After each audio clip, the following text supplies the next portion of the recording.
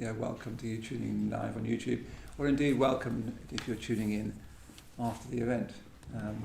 So I thought I'd just say a little bit about why we have PoetryEast here at the London Buddhist Centre. Actually, we're more and more extending the sort of remit of PoetryEast. So later in the year, I'll be in conversation with Christopher Lebrun, the painter, and Darragh McNulty, who's the youngest ever young naturalist of the year. So we talk to novelists, scientists, poets, but we started very much as a poetry venue, and we're sort of taking over the world from there. But yeah, I just thought I'd say something about why we have these events here. You know, after all, it's a Buddhist centre, and mostly what happens in this room is people learn to meditate and practice Buddhism. And I thought I'd use this quotation from something that, a famous quotation from W.H. Auden. He says, "The primary function of poetry, as of all the arts, is to make us more aware of ourselves and the world around us. I do not know if such increased awareness makes us more moral or more efficient. I hope not. I think it makes us more human, and I'm quite certain it makes us more difficult to deceive." Really wonderful way of putting it. But when he says that the primary function of poetry is to make us more aware of ourselves and the world around us, you could say that that's one of the many primary functions of Buddhism, to make us more aware of ourselves and the world around us. So there's a completely natural crossover between the arts and meditation and Buddhist practice. So PoetryEast is here at the London Buddhist Centre to sort of exemplify that crossover. So I'm going to be in conversation with Claudine Toutoungi, which I've got it wrong again. No, that's correct. Is it? Yeah. I filmed an ad for it and got it completely wrong, and I had to refilm it. And Jane Draycott. Both Claudine and Jane I actually know personally to some degree. Jane has taught me, and Claudine and I were Jerwood. What were we? Mentees, that's right, yeah, Jerwood mentees in the day. So Claudine is a playwright and poet. Her second collection, Two Tongues, which we're going to be focusing on tonight, won the Ledbury Poetry Prize for Best Second Collection, which is a very wonderful prize to read. I knew Claudine as a playwright. Her play, Slipping, was a Best Play finalist in the 2015 Audio Drama Awards. I remember you bringing, at our reading at the end of Jerwood, you brought all these actors, and I remember thinking, oh, I should have written theatre. It's so much more fun writing with actors. All these gorgeous young people arrived. You know. Jane Draycott's second collection include The Occupant, which is the collection that will be her most recent collection that we'll be focusing on this evening, and that was a Poetry Book Society recommendation. Her collection Over was shortlisted for the T.S. Eliot Prize. Prince Rupert's Drop was a Forward Prize shortlist. And it's a shame because I wanted her to read from Pearl, her translation of the medieval dream-elegy. But I've decided that the best thing to do is to focus on the two of theirs most recent collection. So let's welcome them to our little stage.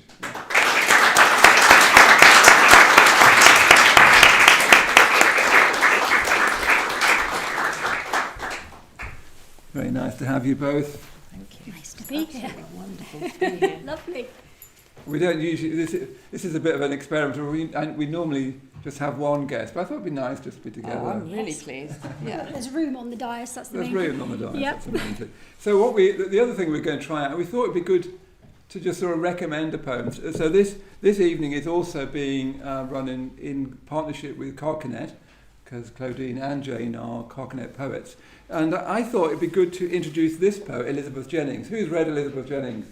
Hands up. Okay. Oh, that's not bad. Yeah. I think she deserves to be better read, more read. So I've asked both Claudine and Jane to come up with an Elizabeth Jennings poem that they'd like to read, just to introduce you to Elizabeth Jennings. Right, is that my cue? That's right. your cue. Well, okay. So this poem is into the hour. I have come into the hour of a white healing. Grief's surgery is over, and I wear the scar of my remorse and of my feeling. I have come into a sudden sunlit hour when ghosts are scared to corners. I have come into the time when grief begins to flower into a new love. It had filled my room long before I recognised it. Now I speak its name. Grief finds its good way home. The apple blossoms handsome on the bough, and paradise spreads round. I touch its grass. I want to celebrate, but don't know how. I need not speak, though everyone I pass stares at me kindly. I would put my hand into their hands. Now I have lost my loss in some way I may later understand. I hear the singing of the summer grass, and love, I find, has no considered end. Nor is it subject to the wilderness that follows death. I am not traitor to a person or a memory. I trace behind that love another, which is running around, ahead. I need not ask its meaning. Thank you. And why did you choose that poem, Claudine? Well, I think the short answer would be I think it's a masterpiece. And I think there's so many things I could say because what a poem. But I was sort of thinking about it this week, trying to learn it. I think for me, it's so incredible for a number of reasons, but what struck me most recently was that you have this very tight form. It's very beautifully, delicately wrought, tercets and a couplet at the end. So it's a masterpiece of craftsmanship, which is a sort of difficult thing to achieve, as you know, and very controlled, and yet there's so much space in the poem. There's so much mystery and silence and echo, and I find it quite mind-altering and soul-altering every time I encounter it, and I don't know how she did that. It's a kind of a spiritual experience, the poem, I find. There's not many like that, I don't think. None of mine. Of course, Jennings herself was quite a devout Catholic, and her own faith very much shines through the poems, don't they? Yes, for sure, definitely. But not in a sort of dogmatic, didactic way. It's just a very felt experience, and I feel like this is kind of another aspect of it. It's so physical and but also non-corporeal. Just paradoxical poem, isn't it? Well, shine seems to be a key Jennings word in some way. Yeah. So she's looking, the awareness that you were talking about in Auden was writing about there. The awareness brings a kind of shine out. She's interested in shine. She's really interested in light, but also just the grass. Yes, just down I love here, that bit. it's full of sort of brightness. Even though she's trying to nail something that she can't nail. She knows it can't be nailed. But there's this fantastic clarity in it. Yes. That's beautifully read. Oh, yes, indeed. Absolutely beautiful. Oh, I'll just try and do it justice. Yeah. Why don't we come on to Rose, the poem that you chose? Yes. And there's whiteness in this as well, Right. which I thought was an interesting. Just listening to you. So this is Rhodes, as in the island. Only the perfect moon can whiten these already marble streets. Only its light can make them shine more clear. The olive, cypress, and the other trees are caught by darkness, forced to disappear. But moon is shining streets a deeper white, for they are ancient as the statues and the ever-flowing fountains and the sea whose queen is moon. Out of these depths, Venus was drawn to stand quiet and imperious at night and noon. The dark said, "Leave her. Shadows, set her free." What made you choose that particular poem? Well, I don't know really. in a way, it isn't one of the kind of most written about or most often heard, but I think that's why I chose it. It's an exceptional setting. So when she writes about place, she wrote a fabulous poem about Port Meadow. She starts by simply observing it, or observing what she's observed about it, and then just pushes and pushes at that until something comes through. But it comes through from the place, it comes through from observation, like the grass. It seems so important. Paradise, the grass, you know.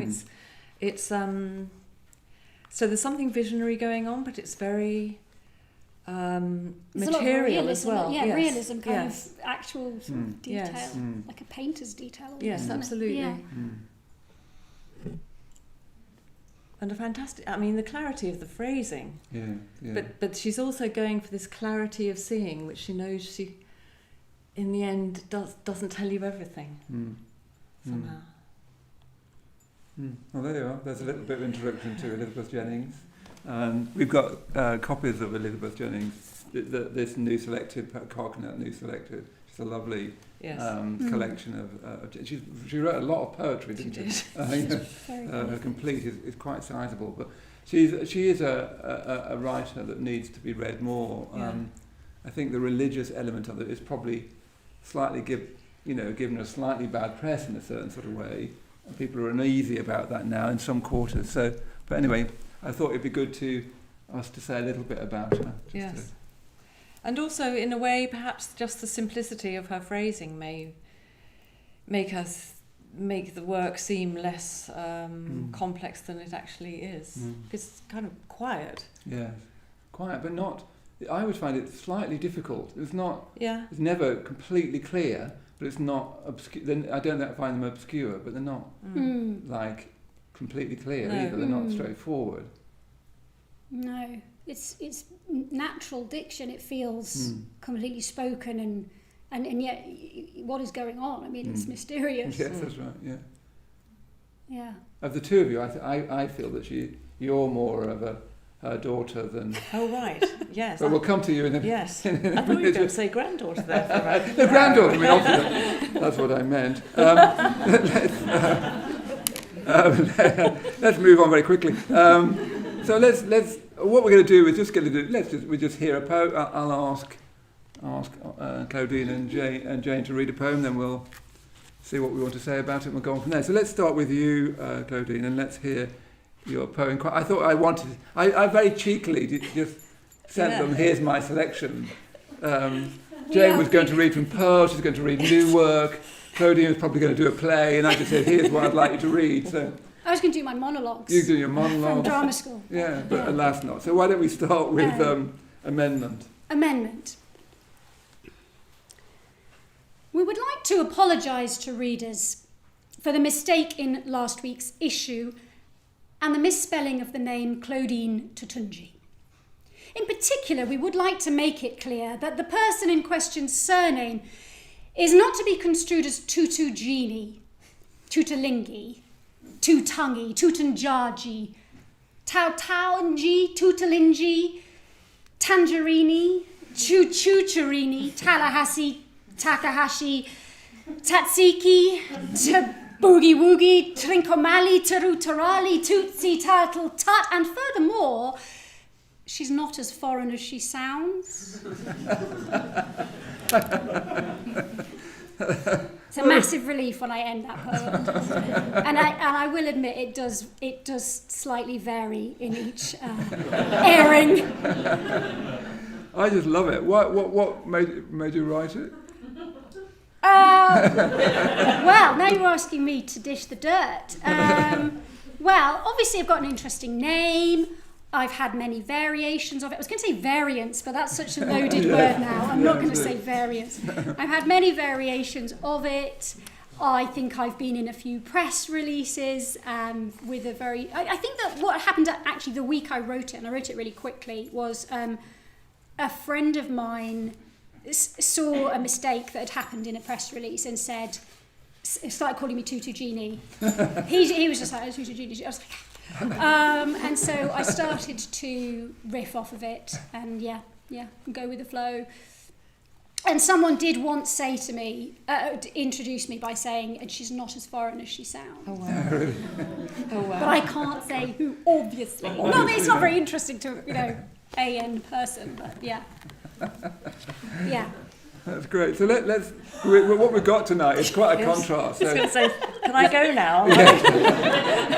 So, we've got quite a contrast tonight. Let's see how that goes. Right. But let's turn to you, Jane, because I've asked you to read the first section of The Occupant, which is a long poem, the sort of central poem of the collection. What I thought I'd do, let's get you to read it and get you to say, basically, we're now changing mode. Yes. Yeah. Switch. Okay. So this is, I'll read the first section of a long poem, The Occupant. Yes, and then say a little bit more about the wonderful poem by somebody else that inspired this. And so, because I cannot sleep, I leave the hot house of my sheets and walk the streets. How close to me right now are you? The dead lanes keep their silence, well trained in secrecy. The air's like silk, the trees and street lamps only like themselves. No dream could say it clearer. Some compass needle leads me to the park, where gates of steel declare each plant and planet feels the inmost drive to move and dream. A young man lies here on a bench, beached on the night's cool sand. His breathing falters as I pass. The place is feverish with noise. A sign, menagerie, directs me to the regions deep inside the body of the city, my ears a stethoscope to its squeals and ticks, its troubled moans and shrieks. In their concrete yard, the camel's feet enact some pilgrimage across a sweep of long-lost dunes. The gilded eagle listens for the wind-scoured fields, and in the keeper's office, floorboards creak, remembering their former life at sea. Only the dogs and last night's heat lie quiet now, their histories deleted. That's what I'd like my life to be. Not the dream, but the young man sleeping. That's really lovely. Thank you. So I think everyone's fallen asleep. There's so much sleep in that. So this is a poem that I wrote having done two things, having translated the long Pearl poem. So that's a beautiful, beautiful medieval elegy for an infant child, an infant girl, which I had translated, and that had got me sort of interested in the idea of poems that are longer meditations, have a strong sense of scene. There's a very traditional relation between the narrator and this other character in this long poem. And I came then across a poem by the Dutch poet, 20th century poet, Martinus Nijhoff, who wrote a poem in the 1930s called Awater, in which the narrator follows a character through a night city. It's a very kind of mysterious, slightly obsessive pursuit, like through a night city. And it becomes... it gets to the point where, for the reader, and one senses the narrator and Nijhoff as he wrote it, that the figure of Awater becomes both someone he is pursuing and someone he is led by, guided by. And so there are various scenes in the city as the narrator follows Awater, this character. And I loved that. And I was hearing, and it's very dreamlike, and I was hearing echoes of the Pearl poem in it, only because I'd just done that, sort of been so intimately connected with that just before. And I read about Nijhoff's writing of it, and I realised there were scenes, there were sort of parts of the city that he'd planned to include in that and didn't. One of them was the cinema, for instance, Cinema Rembrandt. So there's a section where this same pursuit, this same search for some other who appears sort of somehow or other within reach or out of reach, and that's how it all started. And it was I was interested in what it would be like to try and actually write a long poem. I realised you need a certain amount of sort of imaginative and psychological stamina to do it. So how long is it? It's 5 pages. There are 5 sections. Right. But the other lovely thing that happened was that I moved from translating the Pearl poem, where I'd been working with rhyme and chime, and discovered in the Nijhoff poem this use of the monorhyme. So within every long section, the last lines all use the same rhyme, vowel sound, and that was just really lovely to try. So a lot is done with the ear. Yeah, it's very lulling. So that's where it came from. It has that sense of mystery from the Jennings, I think, as well, doesn't it? Yeah, it does. That's what I was thinking. So that's, I suppose I'm interested also in the idea that the idea of the visionary is rather it's rather seductive, but it's essentially not where the truth lies. You can have the vision, you can see the visionary paradise across the stream, but like in the Pearl poem, there's life, there's now too. Yeah. So yeah. So we're going to come back to this later on, because I want to sort of say more about this. I sort of want to say a few more things about my sense of the work. But let's hear another poem from you, Claudine. I don't know even how to pronounce it, but let's hear Zugzwang. Zugzwang. Yeah, Zugzwang. I am unhappy about your description of my life as dull. It is dull, but I dislike you using the word dull. If I could, I would unhook the receiver from the wall and place it on your dirty mouth. I don't feel able to elucidate. If you hadn't known the German for lose-lose, if you hadn't the face of Dürer as Christ in Self-Portrait of Dürer as Christ, things could have been a whole lot easier. As it is, the slum donkeys of Marrakesh surround me. They bray with hindsight. Their arpeggios are pertinent. This is not a metaphor. This is the blue phase, which stems from the beige phase, which stems from taking too much of a run-up, too much virtue signalling, and fog, heavy-duty fog. And if, as forecasts indicate, there is to be more fog, Lord, grant me the strength to be dinky and circumspect. I really love. Thank you. Thanks. I love this poem. It's nuts, isn't it? Take that as a compliment. Yeah.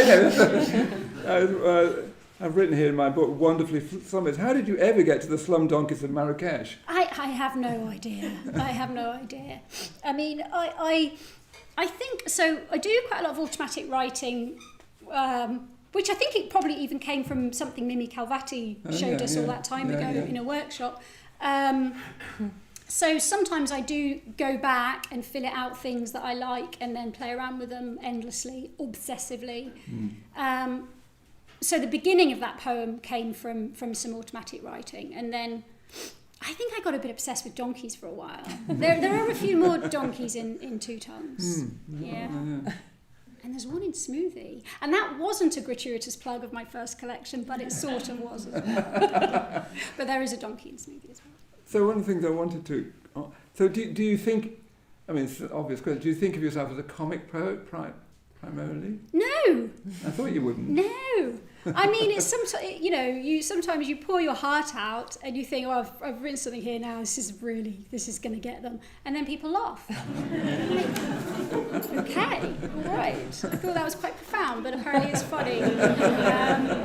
So no. I mean, you never know, do you? Probably, Jane. I hope you tell me you don't know as well when you sit down. No, I think what you do is just brilliant because it's both simultaneously. I would love to be able to do that. Oh, thank you. Yeah. Thank you very much. The other thing I wanted to bring in is there's a sort of love. They're love poems as well. It strikes me. Well, all of them. Not all of them, but He needs to talk to me. he's making it up. Yeah. But there's a love poet in them, as it were. Probably, yes. Trying to get out. Yeah. Yes. So they're struggling with that. Struggling, definitely. Yeah. Yeah, I would say. I think so. And I mean, yeah. Someone else said that actually recently, and I was a bit shocked again by that. But yeah, I mean, it's that thing, isn't it? It's so weird when you write a book because you don't want to get, I feel, too self-reflexive because you paralyse yourself going forward. And I aspire to still write some poems, hopefully. And so I do resist a little bit of too much kind of analysis of the origins of the poem, but. Somebody basically said, oh, yeah, your book is all about desire, isn't it? I was like, is it? Oh, God. Okay. All right. Yeah, probably it is. In one form or another. Yeah, exactly. So we'll come back and say more about it in a minute. But let's go back again. You see that what we're doing here, don't you? Is moving between modes. Yes, weaving. It's like intensive, on, off, or well, no. Well, two different worlds. Yes. It's interesting. I think the American poetry critic Ellen Vedler, who is one of the great critics, really, she said that poets are far too idiosyncratic to be compared with one another. Oh, right. Which I thought was a very good point, because as you get better as a poet, you actually sound more and more like yourself and less like anybody else. Right, yes. So I'm hoping that you get a sense of that. I look forward to that. Yes, so do I. That day. Yes, sounds good. So let's hear your poem, Jane, Sensation. I really like this poem. These are all just my like Desert Island did. It's so interesting that you've chosen these. Sensation, yeah. So this is it's about Dickens, really, and especially A Tale of Two. His writing in Tale of Two Cities. So, and some of you will know the book, and that at the heart of it there are two characters who are easily mistaken for each other, Sidney Carton and Charles Darnay, and there's lots of interest in the book in doppelgangers and so on and so forth. And so this is called Sensation, and it's thinking about that. And I think won't be held to it. I think it may also be about Dickens and about the imagination, but maybe not. Sensation. It starts with a quote from that terrific opening couple of chapters from Tale of Two Cities, where Jarvis Lorry says, in sending a message back, he says, "Say that my answer was recalled to life. 2 nights, 2 roads, 2 hills, 2 reeking fogs, 2 passageways dimly lit, 2 persons. Among those terrors concealed in the darkness, something golden, something blazing strange. Awake by a small fire, a person, in interview with himself. Across in the darkness, some truths revealed. 2 fires lit on a foreshore, the shore stretching only as far as the fires allow. 2 men, rowing in from the darkness, a man, or a man and a boy, or a young man alone. A small fire, in sight, 2 persons." Wonderful. I mean, the thing that I was struck with, like, I didn't get the Dickens thing at all. I mean, I got the quote, but I didn't think it was anything to do with Dickens. It may not be. May not be. Yes. Who will know? Yes. But what's... I mean, first of all, it's a very condensed little lyric, isn't it? Yeah. You know, 2 nights, 2 roads, 2 hills, 2 reeking frogs, 2 passageways dimly lit, 2 persons. You know, it's all these, in these clipped little small stanzas. Buy the book and you'll see it. We'll be slipping in plugs during the conversation. It's one of those lyric poems that I don't get it, but I do. Yeah, well, likewise. Oh, right, okay. It echoes to me a little bit of Frost, two roads. Yes, that makes you wonder. That Yeah, lovely yeah. I mean, I think one of the things that happens in Dickens is his interest in turning major characters, not some of the kind of minor satirical characters, but turning them around like this and having a really good look at seeing them from more than one angle, you know, and I think that's what he was doing in these two men who are taken for each other. That's one of the kind of first things that happens in the book, and they're very different. They're sort of goody and baddie, and where does that cross over? I think I'm interested in the difficulty of actually, or not the difficulty of, just the kind of the satisfying slipperiness of not being able to come to conclusions. And I just wonder whether that's what the best writing does, or acknowledges, or causes you to think about. That things just they simply aren't. You can look and look and look and be aware, but there aren't straightforward conclusions somehow. Yeah, that's right. So. And you feel that instinct informs your poems? Because they're strange, possibly. because there's lots of specifics. Yes. You know, they're not surrealist in that sort of odd way. I'm never massively keen on surrealism. They're not surrealist, but because they're full of specifics. But as you say, one doesn't come to a quite conclusion about them. No, I think beware conclusions. Right. Yeah. Possibly. Yeah. No, I like that. I like that. It's a good maxim. Yeah, I wish more of us could be beware of conclusions like that.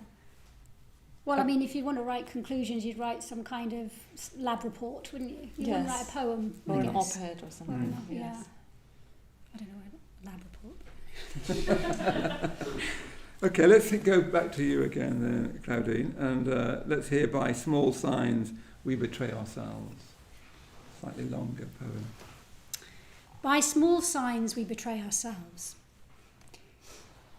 People know when you are not quite right. Even if you're merely one who'd like to stroll about wearing a fez, requesting mumkin titkalam shway shway, because you like your fez. You had it from your grandfather. And because you'd like them to talk slowly, please, you've sunk 400 on beginner's Arabic. People know. Even the light caught between the blinds casts a jaundiced eye on your aspersions. What you want is not what you think you want.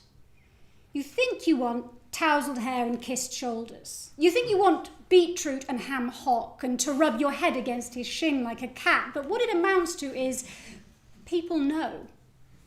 They know you put your faith in soda powder swallowed by the vat to neutralise your internal acidity. Muffled as you are with sluicing, mottled as you are with mossy teeth, miniature as you are, you can't keep hiding. The amygdala knows its own agenda. The hippocampus lately likes to grass. Superb. Oh, thank you. So good, isn't it?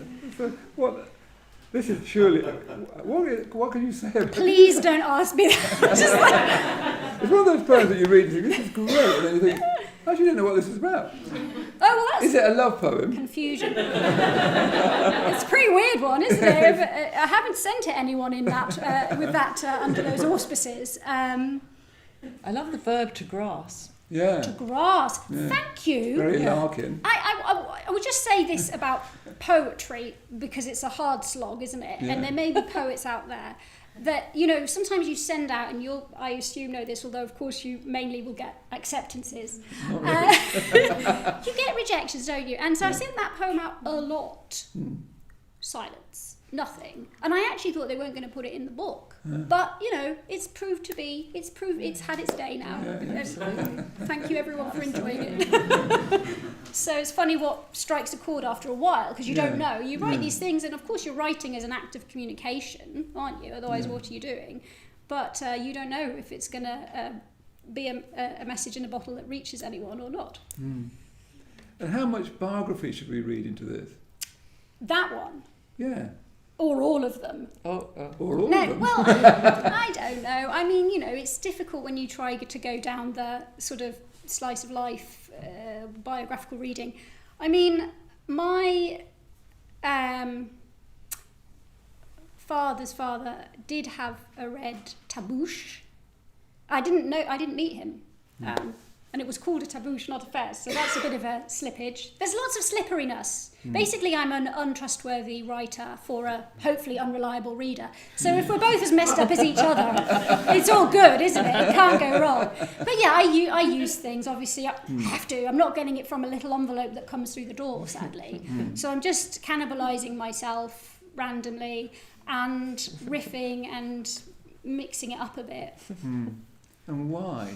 And why? Yeah. Because I can't afford therapy. Well,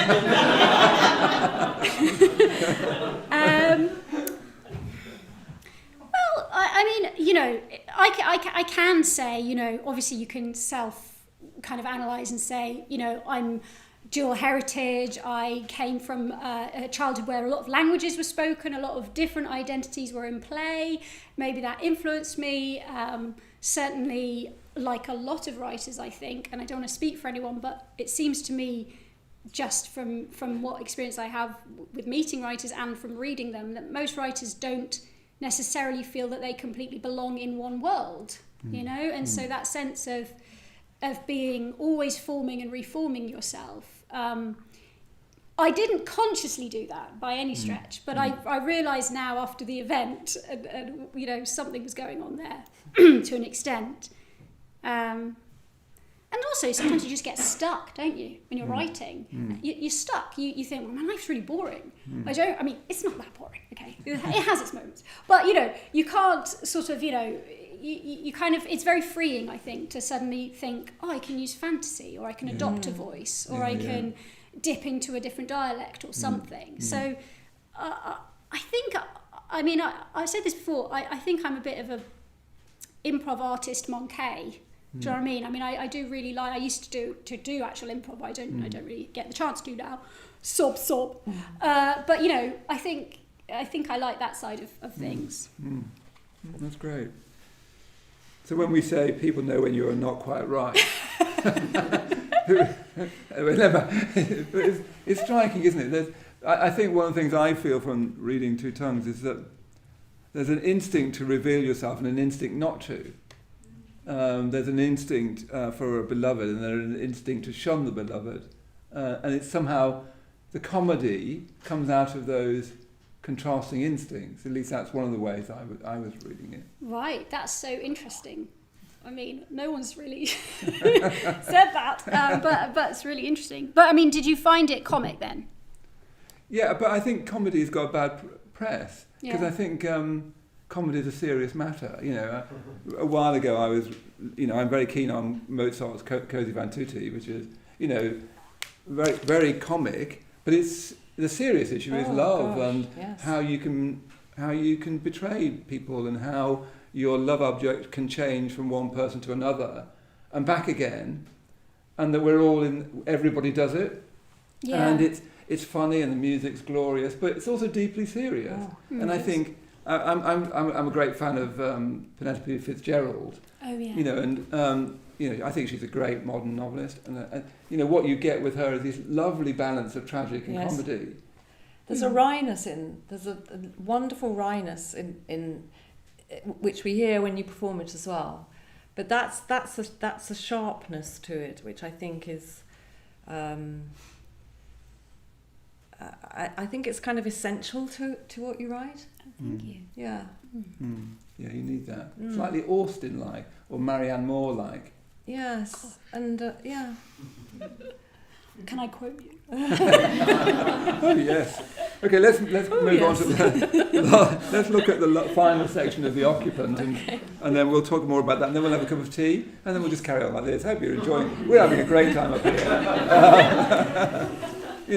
We're on holiday up here. I don't know where you are, but I keep wishing I could go home every time you perform a poem. I think, let me go home now. Not at all. Yeah. So this is the final occupant. No, this is the final section of the long poem called The Occupant. And during the course of the poem, the heat breaks and a storm takes place. So this is after the storm, the rainstorm. Our streets, a shallow sound, water no wider than a child might wade to cross its sudden tide.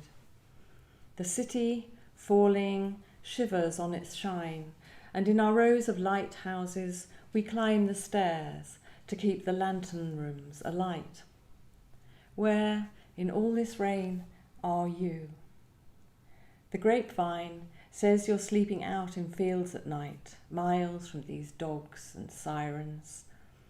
Beside the presidential palace, some imp or sprite left over from the storm is tugging wildly at the flag, like a looter in a riot. This time, last year, it fluttered at half-mast. Like a giant bending low, you said, and wiped a tear for whoever must have died. Perhaps, you said, the family are at the graveside now, or making tea at home. And I replied, at times like this, some people like to be outside, not shut up in their cockpit of a fire tower, in case tonight should be the night, and this is in a dream. You cycle by and wave to me across the stream's divide.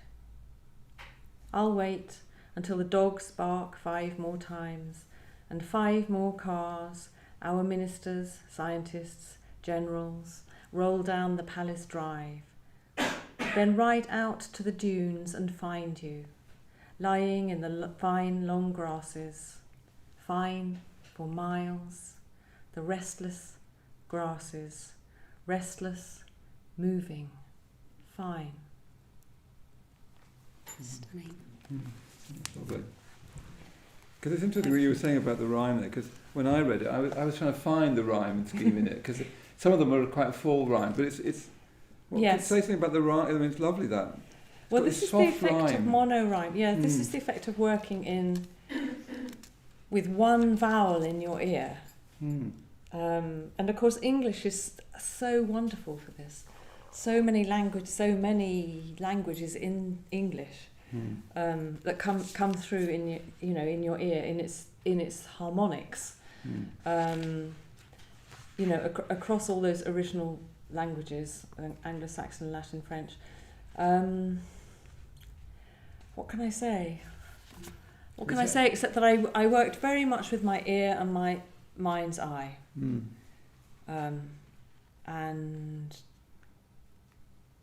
and discovered what it was, discovered the poem that way. I know that sounds ludicrously woo-woo, but I mean... Did you work it a lot? Did it take a long time? It's really interesting. I don't write and rhyme very much, or half rhyme very much, but it was something like getting tuned in. It just became more and more of a musical affair in my ear, and didn't take that much work in the end. So I sort of began to understand how poets who worked in rhyme in previous traditions or other traditions, you don't actually have to. You don't need a rhyming dictionary. It's a sort of oral language that you start to learn and listen for. So that was fascinating to do. One of the things I like about it in this is that you can't quite work it out. It's part of, which is quite like, so form is always an expression of content, and the content in your poems you can't quite work out, although it's clear and plain, so you should be able to. Yes. And then this sort of rhyme, soft rhyme, felt like can't quite work it out. But yes, I mean, neither can I. No, I mean, I think it is the working. It is the puzzle in action somehow, which is very unsatisfactory. I know it must be, but it's what, when you come back to it, that's a poem you so want to come back to to, because it just takes you over. And I love the way it falls apart kind of at the end with the action kind of dropping off. It's just superb ending. I love the 5 cars, for example. I'll wait until the dogs bark 5 more times. I don't know why that is so beautiful. I'll wait until the dogs bark 5 more times. Yes. And 5 more cars, our ministers, scientists, generals, roll down the palace drive, then ride out to the dunes and find you lying in the fine long grasses, fine for miles, the restless grasses, restless, moving. It's like the breath, isn't it? Sorry, I talked over you, but it's like the breath an expiration. I don't know what I was thinking of there. I mean, now I listen to it, I know when you're stressed and in this case, you know, there's a sense of loss here, grief, bereavement, searching for someone who's not going to come and appear across the stream. I remember doing things like counting the bricks, counting the that you just hang on to these very tangible, countable, manageable, measurable. That's in the Pearl poem too, and you know that those middle centuries after, so the 11th medieval era. That's the great era of measurement. Counting, and so on. So I don't know. I'm sort of making it up now, but I think there's something of that in there. I did want to ask you about this missing, because all the way through the collection, there's someone missing. There's a kind, like I've written here, you know, somehow so sad. You know, there's a missing, not just in this title poem, but sort of haunting the collection. Is there anything you could say about that missing person? Yeah, I mean, I think I began writing, you know, I began writing poetry when I had this rather sort of intense year when my mother died and my brother also, my younger brother died, and so there were a lot of poems of loss then. I think a great loss is just a loss. Always, but I also think I think there always is something missing. That's a terrible thing to say, isn't it? It's a very Buddhist thing to say. Is it?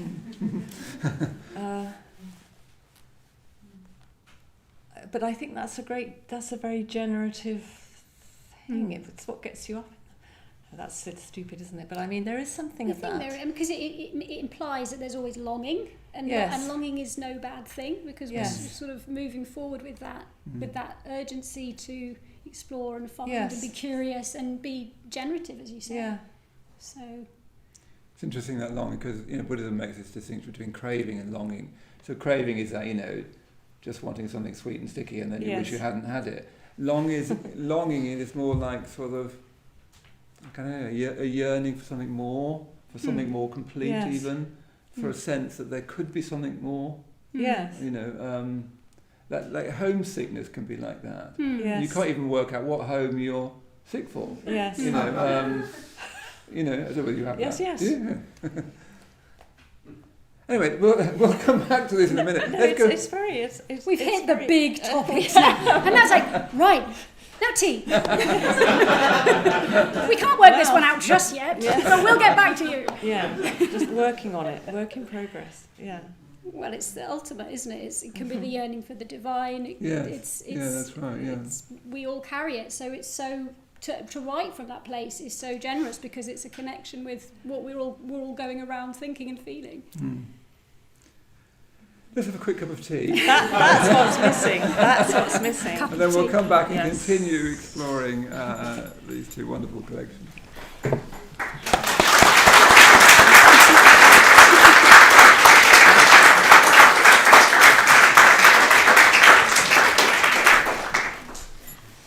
Apparently it's good afternoon in Brazil. Someone's watching in Brazil.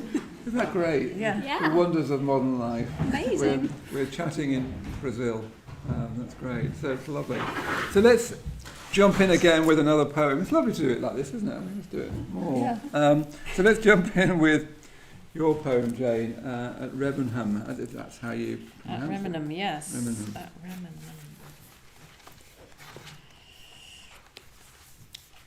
At Remenham. So this is a poem that I wrote for my very lovely friends Matt and Louise when they got married. At Remenham. Lift an oar from out the water. Wipe the shadow from the moon. Raise a head from off a pillow, or a bucket from the snow. Take all these things away, and what's left is the perfect O, or love, a loop, a ring, an eye to turn the world the right way up, a guiding lens for tracking stars while far at sea. It's the path around a sundial, a circle made of stone, where things happen once and yet were always so. It's both centre and circumference, both spyglass and the moon. Whichever way you turn it, it's the focus where the fire at the heart of all things burns. Beautiful. Thank you. That's lovely. So I thought with this one, I mean, again, I thought I'd just pitch in with, why do you write poetry? How did you get started? And, how have we got here, sort of thing, a little bit, Well, as I was saying earlier, I had this rather intense year. So I was reading a lot of poetry and trying to write short stories, in fact, and drama. But then I had this rather intense year in which a lovely thing happened. My first daughter was born, and sadly, just within a few weeks, the space of a few weeks, my mum died, and then my younger brother died very sadly. So that was, and this really sounds like a cliche, but I think it's sort of kind of half true. I just found myself writing poetry. I found myself sitting, I had to sell the family home, and I found myself sitting at a desk, my brother's desk, looking out onto the garden where we'd been children, etc. Anyway, it was a very intense time, and poetry is what I sat down to write, really. And I think I really was just writing to myself. And I would think I was probably writing to him as well. And that's how it began. But I'd always read poetry, and I'd written some poetry before, but a rush came, like Claudine was talking about, after the loss of your father as well. So, yeah, and I just I just feel as if I'm not writing a poem, then I'm not doing all the things that are in my calendar. So Yeah, I wanted to talk a bit about loss there, because, I mean, you're reminding me that, when Auden was interviewed on Parkinson, can you imagine that happening? Anyway, that awful quacking I bet voice. it wasn't as good as this. It's much shorter. He was asked, what's poetry for? He said, right, of course, in a terrible quacking voice of his. And he said, I think it's one of the ways of talking to the dead. Yes. And he said, interestingly, he said, a culture that doesn't talk to the dead is in trouble. But I was very struck that yes. Poetry is one of the ways of talking to the dead. Yes. And I'm struck with you saying that yes. in a way you were talking to your brother, Yes, I think I was. I mean, I think the world's a puzzle, and that's great. So, and you sort of write to put some things together. And do you think, have you got any sense from yourself why that was? Because it does seem that poetry is often thought of as a sad form, isn't it? That it suits sadness, it suits ambivalence, it suits not sureness. Larkin famously said that happiness writes white. Yes. So, what is it about loss that feels that poetry, particularly rather than a short story or what is it about poetry that speaks to loss so much? Do you think? I think one of the things that happens in the early, the early days after a loss, is that it feels paradoxically very precious. So you wish it was this thing wasn't true, but it feels very precious in some way, and you don't want to trample all over it. Something like that. I think possibly also, I mean, I'm just coming back to the Jennings, because it's so musical as a piece of writing, and it has that incredible rhyme and rhythm going on all the way through, that there is a kind of lulling and soothing. So in terms of wanting some comfort and finding some comfort, poetry can be one of the best ways of doing that, I think. I think you just don't want too many words. Mm. Something like that. It's funny because loss is such a central part of human life, isn't it? And yeah, I see that. You don't want to. You couldn't write an essay about it. It would feel sort of absurd, and yet you somehow want to find a way of expressing something. Freud's got. Freud has some. He's got a few essays, but you wouldn't want to read them at a celebration of someone's life, you're right. would you? Absolutely not. It's sort of the instinct to sing and to wail on someone's grave and to just express your emotion. I think is close to music. The way we use poetry for that. The enormity of it. Whilst we're on not too many words, let's hear your poem, The Architecture of Sky, where suddenly this shows us that you're not a comic poet. No pressure. The architecture of sky doesn't tremble at solitude, isn't dwarfed by loss. The architecture of sky isn't porticos and palisades, pavement and brick. The architecture of sky is the song of a robin whose cubist grammar is holding us up. Let's hear that again, actually. Okay. Slower? Do you want it slower? Sorry. The architecture of sky doesn't tremble at solitude, isn't dwarfed by loss. The architecture of sky isn't porticos and palisades, pavement and brick. The architecture of sky is the song of a robin whose cubist grammar is holding us up. That's lovely. That's so good, isn't it? So Cubist grammar. I really like the cubist grammar, yeah, the robin, and it's. So this is for your. Who's this for? It's dedicated to my father. Yes, in the collection. Yes, but I mean, so the robin there was a little robin that in my father's garden that seemed to follow him around a lot. I mean, so again, you put poems together in a very strange chronology. So I didn't I wasn't necessarily dedicating it to Dad when I wrote it, but it felt very fitting. And I think it was the last poem that I shared with him. And he liked it. So, yeah. My other question about it, has it got chicken licking in the background? Did you call me mad before?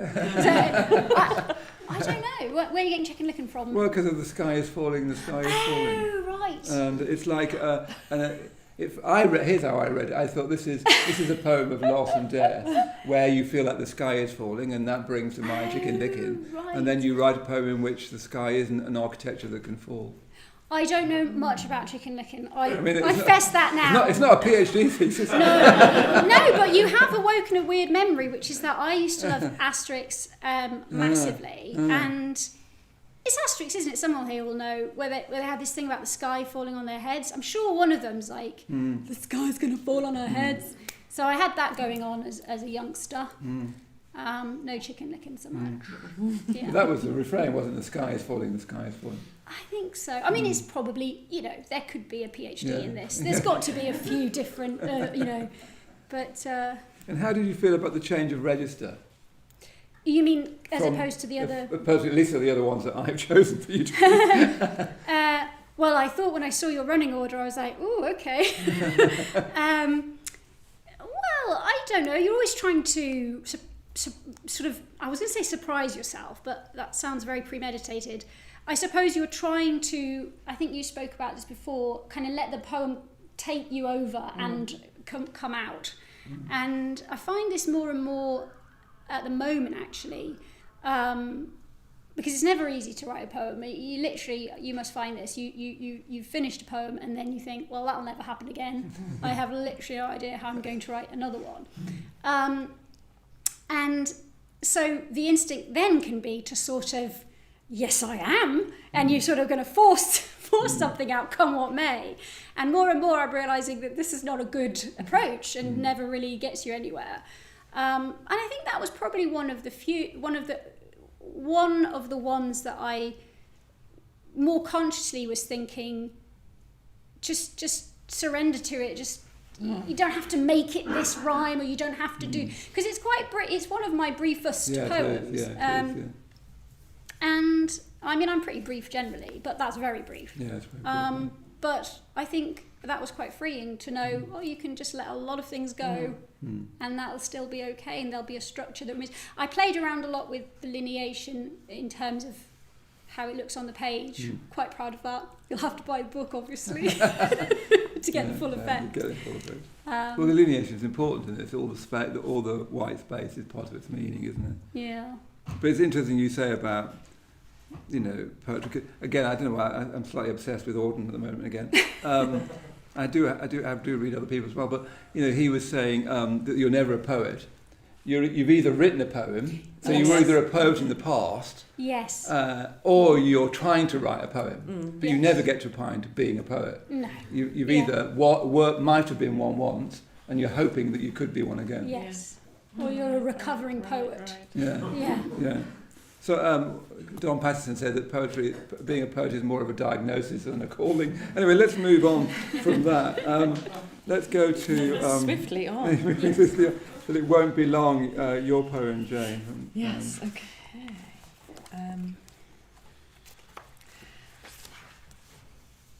So this is a poem that was written as a commission for a collection about looking back at the Beatles. And it simply starts, I think it's probably enough to tell you the date, it starts with a reference to the day the LP with the Beatles came out, which was on the 22nd of November 1963, which was also the date Kennedy was shot. And I was 9. It won't be long. Here comes the sun, though it's November, and half the globe's in darkness still. The world's in black and white, though colours just around the corner. Our mother's ill, her half-moon face towards the wall. But father, you are cooking curry, Vesta, where the hearth is, though no one's even thought of going to India yet. What is this shadow? Come together now, with easy rice, with every good intention, with navy trim, with matching pillbox hat. We are with you, father, in the kitchen. We are all together. The day's half gone, the moon is up, and mother's coming down to help you cook. Soon there will be rice all over the place. Here comes the heat. It's midday now in Dallas, and it won't be long. Stuff you couldn't put a name to, all over the place. That's great. I mean, I've just written in the margin here, terribly sad. Yes. There's this phrase to describe moments like this. You probably know this phrase, satellite moments. Something you can refer to, and the whole world became aware of that. Obviously, the atrocity of the Twin Towers is one of those as well. So So being asked to write about the Beatles and the kind of connection with what was going on in British culture and politics and all the rest of it at the same time, and placing yourself in that moment, 1963. Oh yes, I remember it. I remember my mum buying the LP. I remember the Half Moon Faces. You probably don't remember the cover with the Beatles, but it's a black and white cover, and only half their faces are lit like this. And then I looked up the date, and I saw it was the date. And I'm not really saying anything very interesting about this, except that connection. When you search to write about something big, you end up writing about the small thing in your own life, right, somehow or other, or the other. The rice all over the place. Yes. Because also when it feels such a touching picture of your father. Yes. It's like an energy. It's also an energy for your father. Yes. You sort of, I don't know, your love for him comes over very strongly. Yes. I mean, it was a moment in my childhood, a fairly typical moment. My mother ill a lot, and my father trying to cook for us, and us observing it. Him doing his best. And him doing his best, yes. Yeah, I don't think Bester curry exists anymore. No, I remember it. Yes, you had a little strange box, didn't you? Space food, yes. Yes, that's right. With little came to life and... if you put water on it. That's right. I remember my oldest brother having it, and we were all thinking he was terribly sophisticated. And it was just a lovely poem. Really lovely poem, as I say, terribly sad. So let's go from sadness to yes, comedy, but sort of tragedy comedy. Anyway, let's go to your lovely poem, Apology. Okay, I'm so glad I don't know what's coming next, so thank you for Apology for Iano. I am sorry I did not come through on the English conversation after our first and only lesson. Winter here is hard, the cold interminable, and I could not take the long walk across town into sleet to reach your house. I admit I did not uphold my end of the bargain. I should have nailed my colours to the mast where you and where your baby Shunto could have seen them. Iano, I assure you, not all the people of this land are shilly-shalliers, fobber-offers, shifty loons, curmudgeons, dolts, prevaricators, poltroons, lugworms, shoddy planners, hags, hogs, sots, and shameful dilly-dalliers. Not all of us. Though in the winter time, I grant you, it may feel like more than some.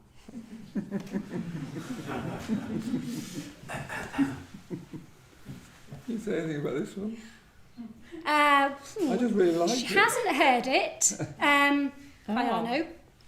I have a fantasy that at some point in maybe, a decade or so, this lady who I met very briefly might be in a bookshop in Osaka or Tokyo, English language bookshop, let's say.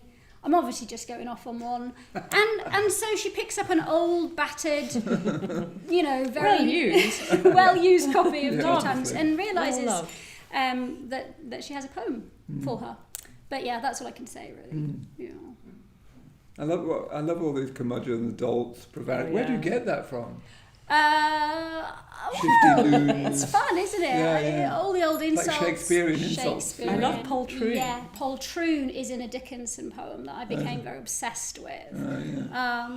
Because I didn't know poltroon when I came across it, and then I was like, I shall now overuse this word continuously because it's so delightful.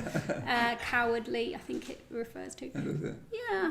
Lugworms, what are they? Lugworm. I mean, there's a game, I don't teach in schools now, but I used to, and it's a fun teacher-filler game, to get the kids to make up Shakespearean insults. You give them a few, and then you can let that run and run.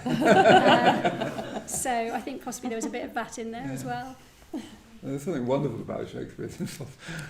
Yeah, I mean, and I was also trying to give her money's worth. Yeah. You know, after the event. Yeah, yes, indeed. It's a bit patronising of me, but never mind. I like the flag. Anyway, let's come back to you again. Let's have a look at, where were we? Auction, yes. Yeah, so this is a poem about which I cannot say much afterwards, because I have no idea what's going on here, except that it began when, I don't know how I came across this, I saw an advert, could it have been on eBay, for a second-hand glass house, you know, greenhouse glass house, and I just wondered how that would be delivered. Anyway, so it's called Auction. I had bid for the lot. The panes of high-grade glass, the frame of steel, the sprinkler pipes, orchids and ferns, the ventilation grills shaped like the sun and moon. I'd been wandering the city, looking for love, and just called in off the street. It seemed like a fine way to live. Walls you could see through, waving to strangers as one human being to another. A roof to see straight to the clouds and stars. Life without curtains, no shame and nothing to hide. Like love in the Blitz. Fireplaces hung in the sky. Chandeliers dangling from rafters freed from the dark rooms above and below. It seemed like everything I'd been looking for. A house of glass, to wake at 4 a.m. and look night in the eye. I thought I had wanted nothing less. Brilliant. I love your ending. Yeah. Life without curtains, no shame and nothing to hide. Yeah. Love like in the Blitz. I remember it so well. I had to put it in a poem.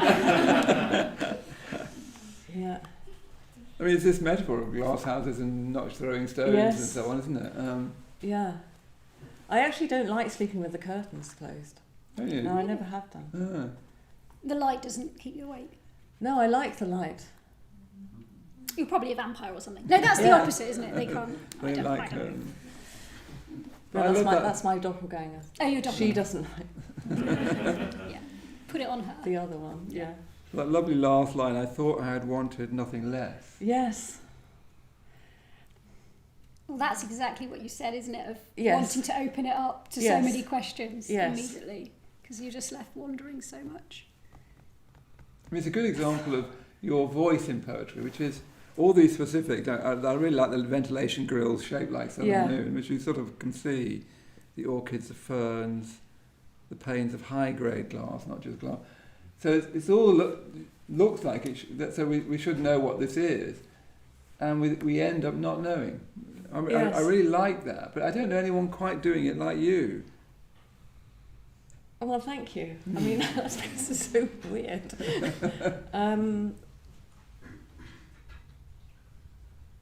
I think the last line of the poem is the only way I could find to end it, because I wasn't quite sure what happens when you look dark in the eye, which seemed to be a desirable thing here. I think that's my last word on that. Okay, yeah. Possibly. I really don't know.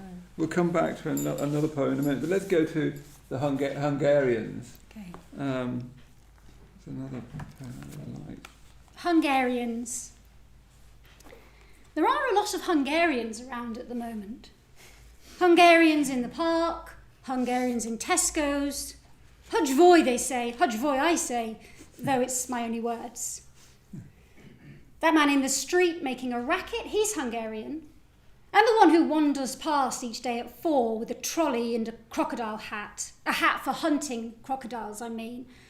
Don't be fooled, he's not Australian. He might want to be Australian, but he's Hungarian. All of them are. Even the one called Li Zhang and Neil Webb, he's Hungarian. Oh, very Hungarian. When it comes down to it, every single one of them's Hungarian. Even you.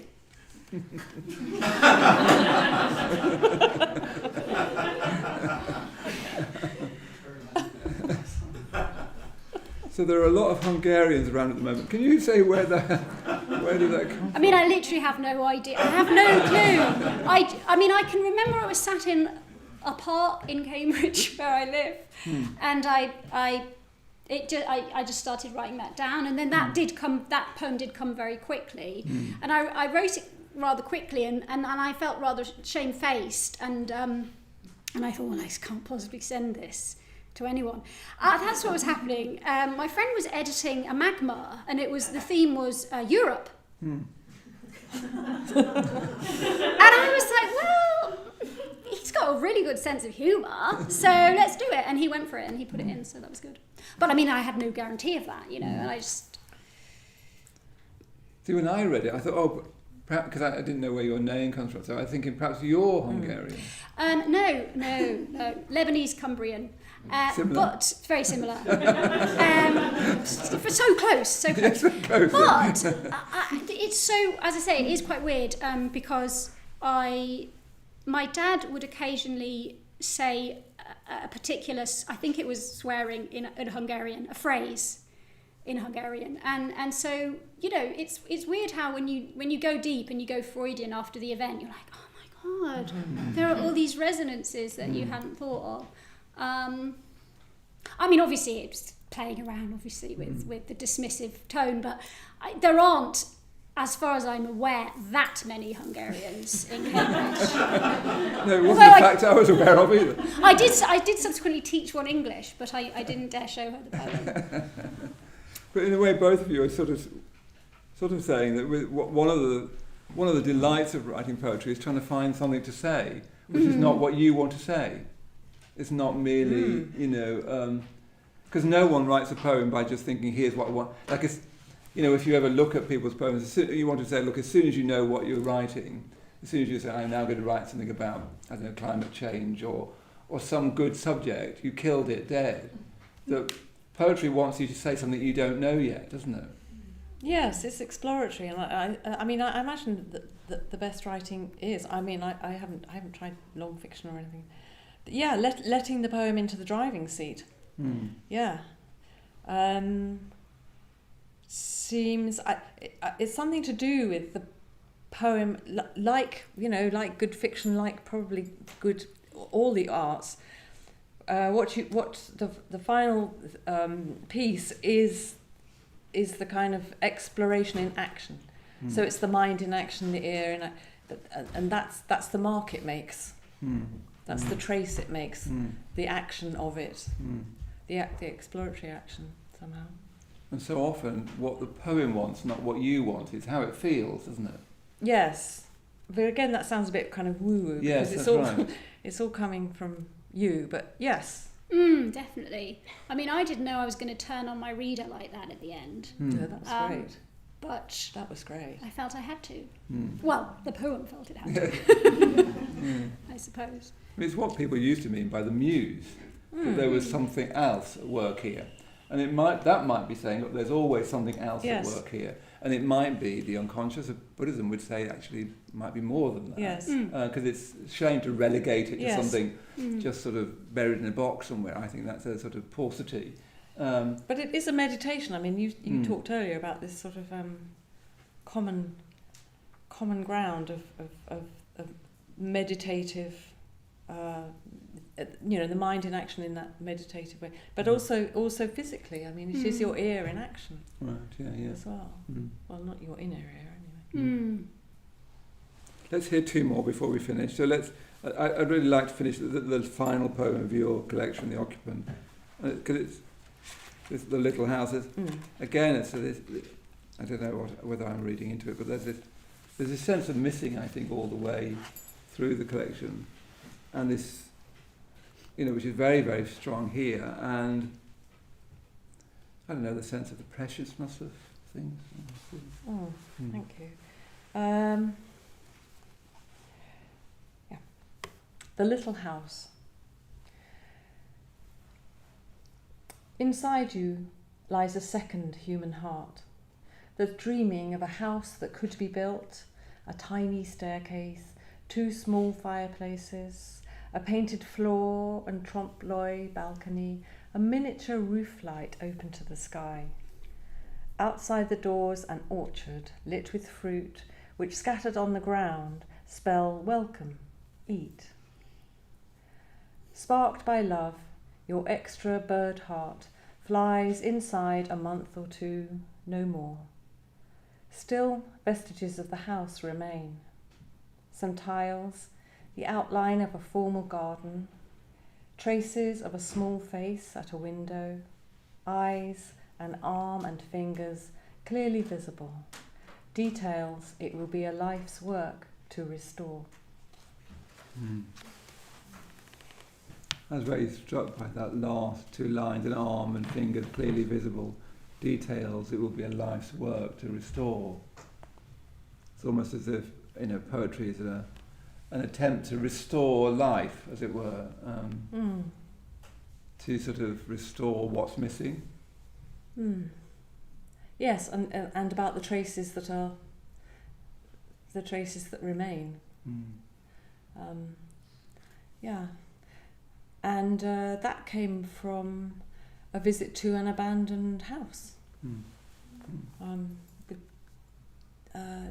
Just a stone house left in it was in Spain actually. It was in an orange grove, which had been abandoned. A small orange farm holding, a small holding.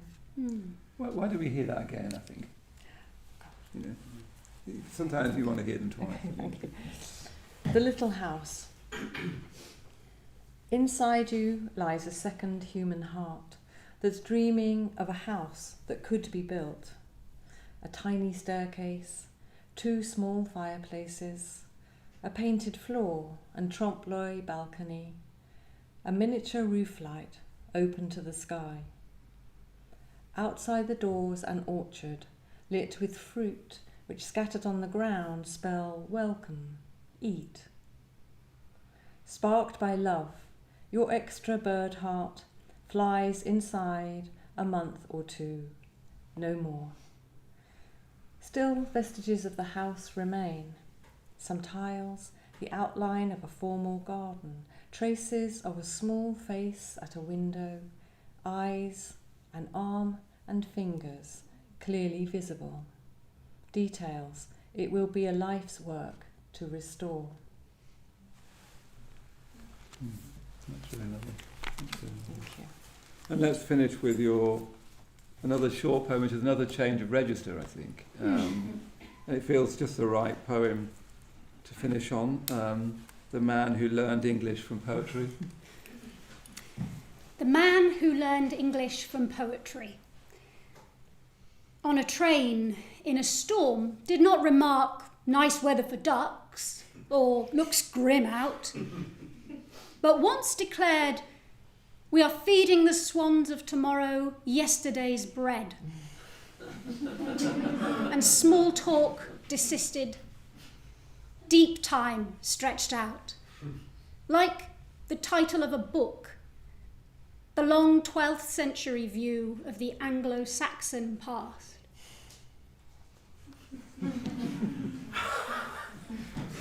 Can we have that one again? Yeah, let's have that again. Okay. The man who learned English from poetry.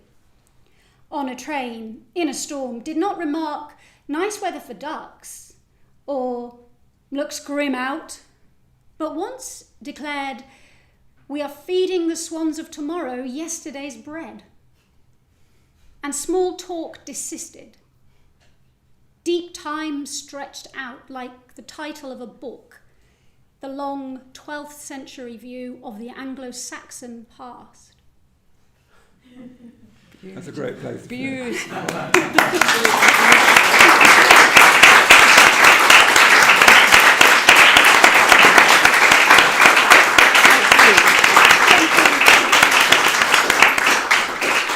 So that's nearly all we've got time for. So do make sure, we've just been, reading some of the poems, or rather Jane and Claudine have just been reading some of the poems, and it's a shame. There's so many other poems. I had to do I did a list, and then I had to cut it down. There's lots of other poems I would have liked to hear.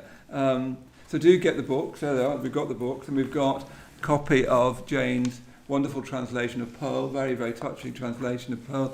We've got copies of Smoothie, and we've got copies of, which is Claudine's first collection, and we've got copies of Elizabeth Jennings. So both Claudine and Jane will be signing in the room next door, so do get a book and get them to sign it. And then do join our mailing list. Our next event, and the next event is an online event. I'm going to be in conversation with Colm Toibin about his new book of poetry, also published with Carcanet.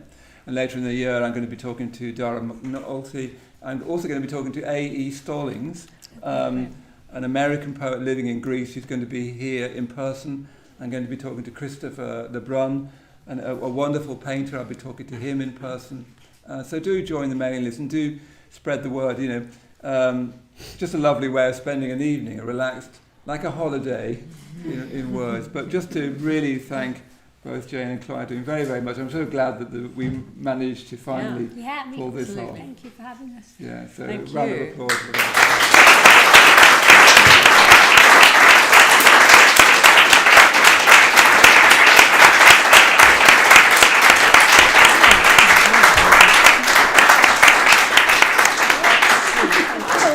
Thank you so much. Wow. Useful, thank you. Oh, that's wonderful. Thank you so much. So run out and grab the books, get them to sign, and we'll see you again at PoetryEast very soon.